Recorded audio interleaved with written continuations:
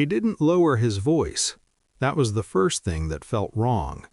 We were standing beside the coffee machine in her office lobby. Glass walls, bright lights, no shadows to hide in. He looked at her like I wasn't there. "Dinner tonight," he said. Calm, certain, not a question. She hesitated, 1 second too long. Then she nodded.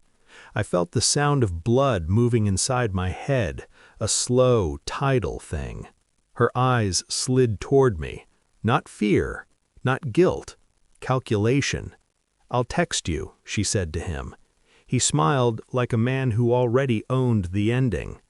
I said nothing, not because I was stunned, because silence is useful. On the elevator ride down, she talked about a meeting, a budget error, the weather, words stacked on words, trying to bury what had just happened. Her hand brushed mine. I didn't take it. That was the moment something inside me started keeping records. By night, the apartment felt staged, furniture in the right places, smells we'd chosen together, a life rehearsed. She changed clothes too carefully, chose perfume she never wore for me. "Work dinner," she said. The lie was small, economical. I watched her leave, counted the seconds until the door shut. Then I opened my laptop. No rage, only arithmetic. Her phone synced to the cloud. She'd set it up herself months ago, trusted me with convenience, trusted me with access. I didn't search names, I searched patterns. Late messages, deleted threads, a calendar invite marked only with a dot.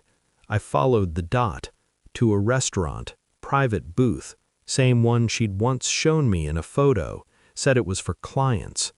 Her boss's number wasn't saved, just initials. That night I didn't sleep. I listened to the refrigerator hum and imagined what a man looks like when he thinks he's invisible. Suspicion matures like mold, quiet, thorough. I started noticing exits, how she angled her screen away, how she showered when she came home late. I ordered a DNA kit under a fake name, not because I doubted our past, because doubt needs proof to become useful. I followed her once, not close, reflections in windows, the curve of streets. He touched her arm when they walked, ownership without permission.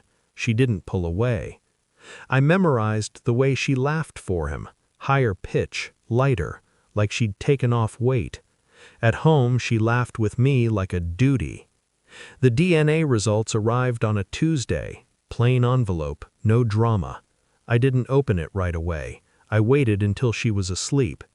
Probability, 0.00%. I read it twice, then once more, slowly. It didn't hurt. It clarified.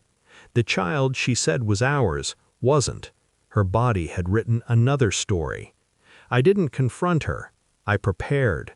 I printed the report, screenshots of messages, photos I'd taken with a borrowed lens. Then I scheduled a meeting with her boss, used my real name. He didn't recognize it. Why would he? We met in his office, wide desk, diplomas like trophies. I placed the folder between us. He opened it. His face learned new shapes. "You know who I am?" I asked. He shook his head. "I'm the man raising your child." Silence collapsed inward. I watched him calculate. Denial, fear, liability. "You should tell her," he said. I stood. "No, you will." That night she came home early. Her eyes were red, her mouth too still. "You went to see him," she said. I nodded. She dropped her bag like it betrayed her. "You had no right." I slid the envelope across the table. She didn't touch it. "What is this?" Her voice was small now. "Evidence," I said. She opened it, read. Her face emptied. No tears, no anger, only the moment a person realizes their reflection isn't loyal. "You don't understand," she whispered. "I do," I said. "Perfectly." Her knees touched the floor, not dramatically, like something shutting down. "He said he loved me," she said. "He said he would leave his wife." I sat across from her. He said the same thing to me, with different words. She reached for my hand. I didn't move.